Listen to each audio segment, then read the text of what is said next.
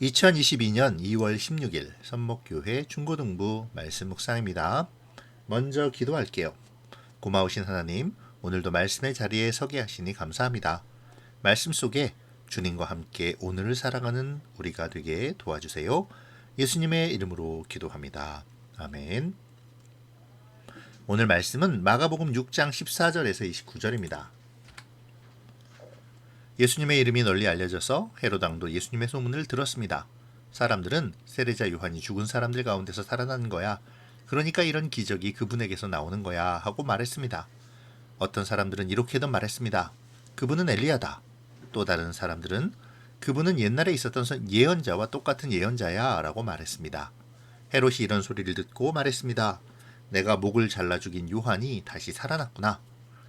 예전에 헤롯은 요한을 잡아오게 하여 감옥에 가두어둔 적이 있었습니다.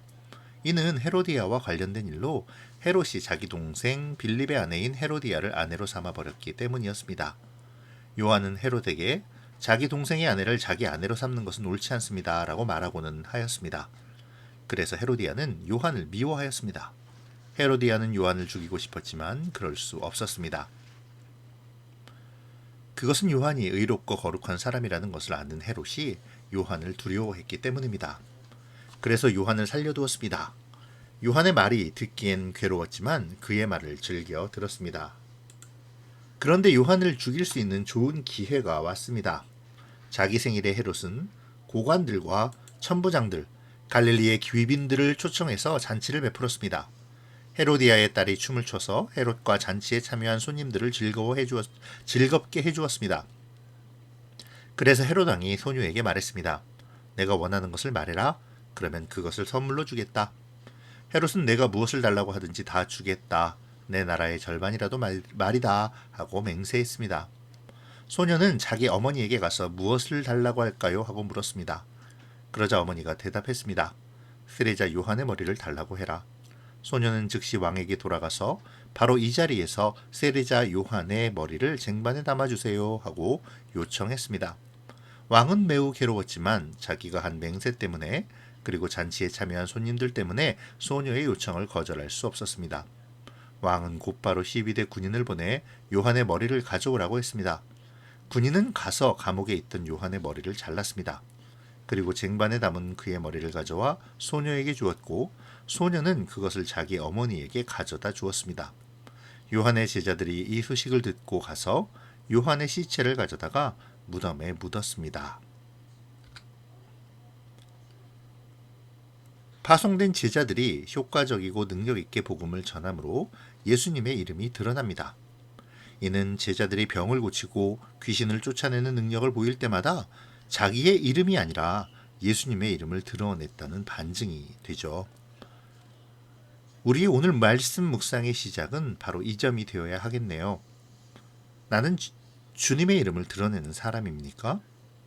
주님의 이름을 빙자하여 나의 이름이 드러나기를 원하는 사람은 아닌지 우리 스스로를 생각해 보아야겠습니다. 제자들로 인해 드러난 예수님의 이름은 헤롯 왕에게까지 들어가게 되었죠. 이에 헤롯은 세례 요한이 다시 살아난 것이라 생각합니다. 이 점을 통해 마가는 세례 요한의 죽음의 이야기를 아주 자연스럽게 그리고 자세하게 기술하죠. 먼저 그는 헤롯이 요한을 체포하여 투옥한 이유를 기술하는데요. 그 이유는 세례 요한이 헤롯이 동생 빌립의 아내였던 헤로디아와 결혼한 것을 비판했기 때문이죠. 이 일로 말미암아 헤로디아는 요한을 죽이려 합니다.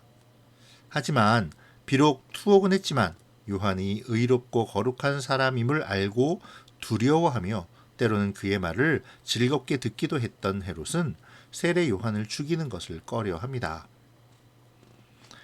하지만 결국 헤로디아는 교활한 계획을 세워 요한을 죽이고 말죠. 헤롯의 생일에 헤롯과 대신들이 모인 자리에서 헤로디아의 딸이 춤을 춤으로 또 헤롯이 기뻐하고 소원을 들어주겠다고 말을 하자 딸을 시켜 세례 요한을 죽일 것을 요구한 것입니다. 결국 헤롯은 내키지 않음에도 불구하고 어쩔 수 없이 요한을 죽이고 말죠. 이것이 바로 오늘 본문의 이야기입니다. 오늘 본문에서 요한은 최고 권력자인 헤롯을 강도 높게 비판했죠. 불의를 간과하지 않는 의인의 모습을 보여주었습니다. 비록 이 때문에 옥에 갇히기는 했지만 이러한 요한을 헤롯은 두려워했죠. 이를 통해 우리는 세상에서의 우리의 역할을 발견해야 합니다. 비록 세상의 권세보다 약하게 보여지고 또 힘이 없는 것처럼 보여지지만 그럼에도 우리는 무엇이 옳고 무엇이 그른지를 드러낼 수 있어야 한다는 것이죠. 설사 그 일로 말미암아 나에게 불이익이 온다 하더라도 말이죠.